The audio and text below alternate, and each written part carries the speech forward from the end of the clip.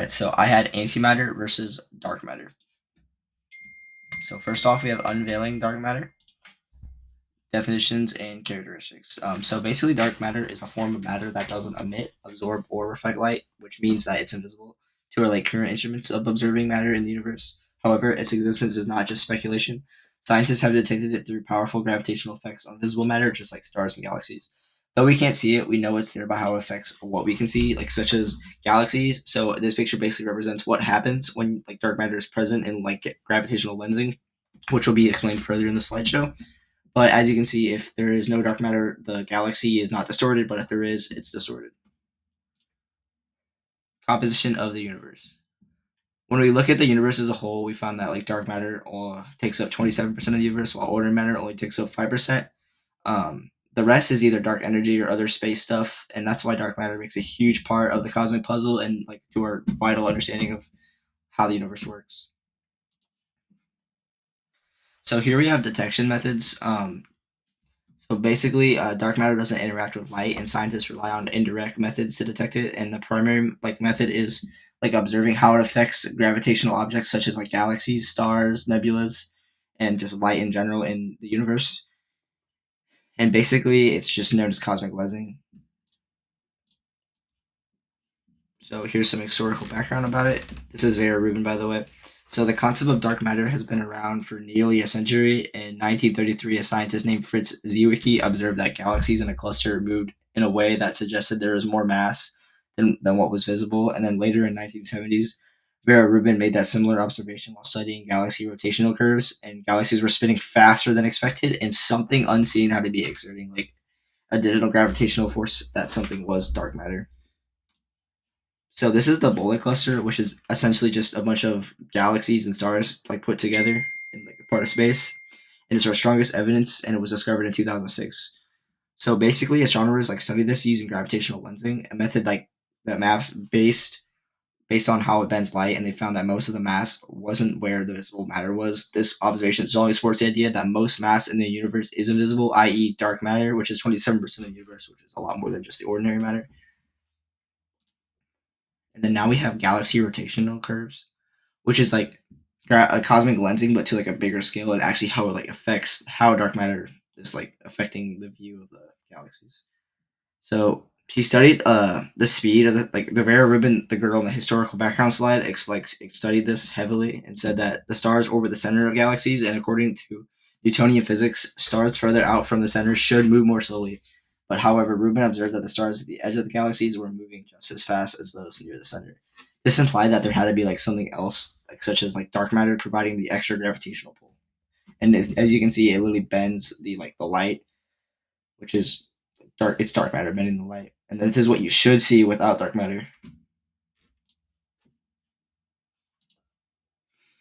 And then now we have antimatter. What is antimatter? So first off, we have definitions and characteristics. Unlike dark matter, antimatter is a mirror image of a regular matter. Each particle has an opposite partner. The electron has the positron, which carries a positive charge instead of a negative one. And these antiparticles behave much like their matter counterparts, but with opposite charges. And as you can see, we have a lithium atom and an anti-lithium atom. So relationship to ordinary matter. When antimatter meets matter, they don't mix; they annihilate each other, which is basically just a big explosion, and it releases a massive amount of energy. This reaction is the basis for some of the most energetic processes in physics, and is key to many theories about how the universe is formed. And these are quarks, really tiny things inside of protons.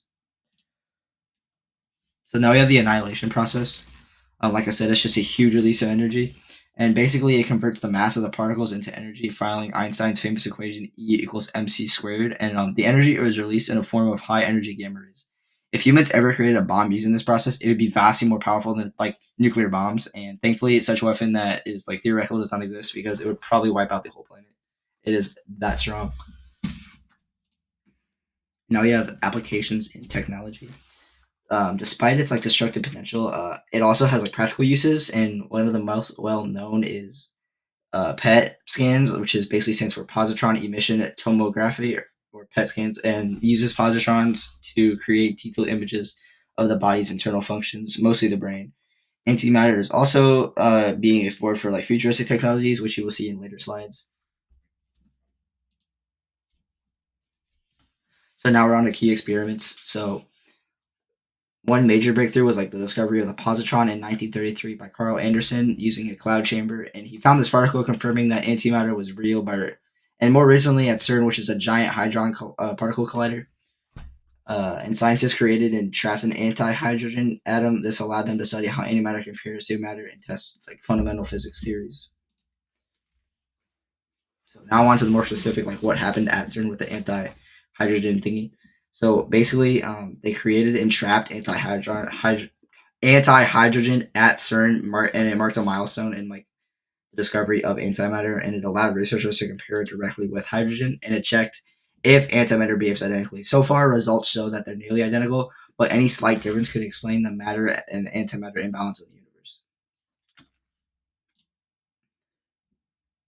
So now we have the discovery of the positron. So this is Carl Anderson, and he like basically discovered the positron and gave physics its first confirmation that antimatter exists. This discovery helped validate the theoretical predictions of physicist Paul Dirac and reshape our understanding of the universe at the smallest scales. So now we have more specific applications and implementations. So here's cosmological models. So dark matter like is like critical in like cosmological models because it helps explain how galaxies and larger cosmic structures form and evolve. Without many, models would fail to account for observed behaviors in the universe. So now we have gravitational lensing, and as you mentioned earlier, gravitational lensing lets scientists map where mass is located, even when like we can't see it, by like studying how light bends as it passes galaxies and clusters. Researchers can even trace where dark matter must be from this gravitational lensing, because as like I said, it distorts the light based on like the distance, and it helps confirm like the existence of like dark matter. So here's like how antimatter contributes to PET scans. So PET scans use positrons to help like diagnose conditions like cancer by capturing images of metabolic processes in the body. This uses antimatter, which directly benefits millions of patients around the world.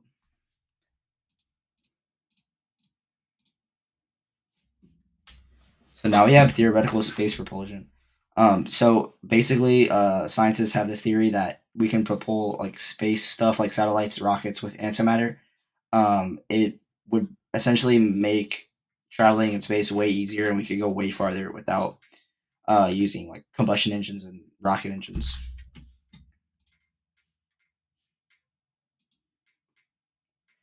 All right, so now we have current research and future directions.